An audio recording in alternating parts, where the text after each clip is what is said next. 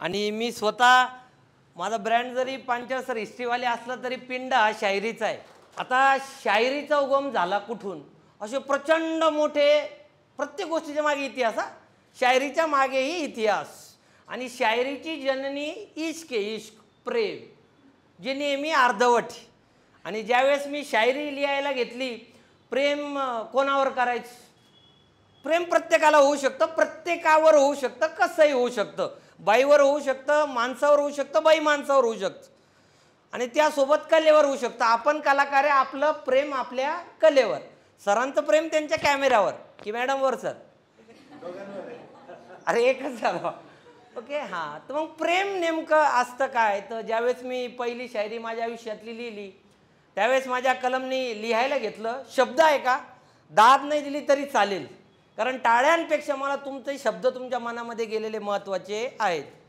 बड़ी कमबख्त चीज़ है ये, जिसने शरीफों से लेकर शराबियों तक सबको गालिब बना दिया। बड़ी कमबख्त चीज़ है ये, जिसने शरीफों से लेकर शराबियों तक सबको गालिब बना दिया। ये इश्क है मेरी जान, जिसने कई जिंदा को लाश और कई लाशों को जिंदा बना दिया।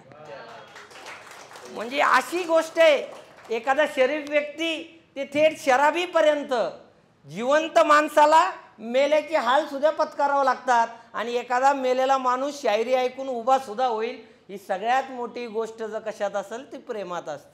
बरं, प्रेमात पडला माणूस, नेमका पार्टनर हवा कसा? कुणाला पार्टनर हवी आलिया भट सारखी, कुणाला कॅटरीना सारखी, कुणाला विकी कौशल्य सारखा, ज्याने आपलं कौशल्य दाखवून दिलं। तर मी नेहमी म्हणत असतो की प्रत्येकाचा पार्टनर हा त्या चंद्रासारखा असावा। सर का बरं? आम्हाला वाटतं नेहमी फूल असावं, गुलाब असावं। तर मग माझी लेखणी लिहिती, मोहब्बतों में चांद ढूंढिए जनाब, फूल तो हर बगीचे में खिलते हैं। मोहब्बतों में चांद ढूंढिए, कारण चंद्र किती आहे? एकच। फूल प्रत्येक बागेत भेटणार, इथं खाली गेले 10 रुपयाला फूल भेटतं। मोहब्बतों में चांद ढूंढिए, फूल तो हर बगीचे में खिलते हैं, इश्क में दिल ढूंढिए जनाब, जिस्म तो बाजार में भी मिलते।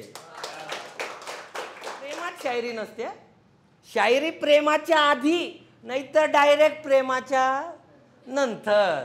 ते म्हणतात ना, हॉटेलला गेलं, खिशात पैसे आहेत की नाही याचा विचार केव्हा करावा?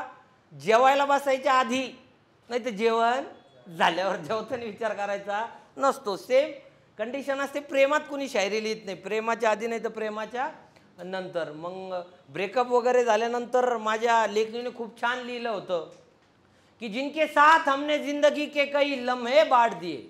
आपण वाटतो ना आपल्या आयुष्यातले क्षण, जिनके साथ हमने जिंदगी के कई लम्हे बांट दिए, आज जाकर उन्होंने ही हमारे फोन कॉल काट दिए। जिनके साथ हमने जिंदगी के लम्हे बांट दिए, आज जाकर उन्होंने ही हमारे फोन कॉल काट दिए। अरे उसे अच्छा सच्चा समझने की भूल कर बैठे हम, अरे उसे अच्छा सच्चा समझने की भूल कर बैठे हम, वरना तेरे जैसे कई हवाई पतंग हमने पहले भी काट दिए, पहले भी काट दिए। असं सर्व आहे। आणि एका दिवशी असाच रिक्षातून प्रवास करत असताना, रिक्षातले गाणे तुम्हाला माहिती आहे, ट्रॅक्टरचे आणि रिक्षातले गाणे यांना कुणी चॅलेंज देऊ शकत? अर्जित सिंगही जिथं फिका पडेल ते रिक्षातले गाणे। आणि माणसाने जगावं, मी तर नेहमी म्हणतो की माणसाने लग्नापासून मौतीपर्यंत ऑब्झर्वेशन करावं। कलाकारांनी एक लक्षात ठेवा, माझ्यापेक्षा श्रेष्ठ आता ऑब्झर्वेशन। कपिल शर्माचा अख्खा शो फक्त एकाच गोष्टीमुळे चालतो, बिकॉज त्याचा ऑब्झर्वेशन खूप खतरनाक आहे। तो माणसाला केसापासून नखापर्यंत ऑब्झर्व करतो, कोण काय करतो त्याच्यावरच त्याचा धंदा चालू आहे। तर रिक्षात बसलेला असताना फार गमचे गाणे लागले, आणि मग बाबा शेजारी होते, एक 1857चे उठावातले असतील, फारच चेहरा आगळ वेगळ।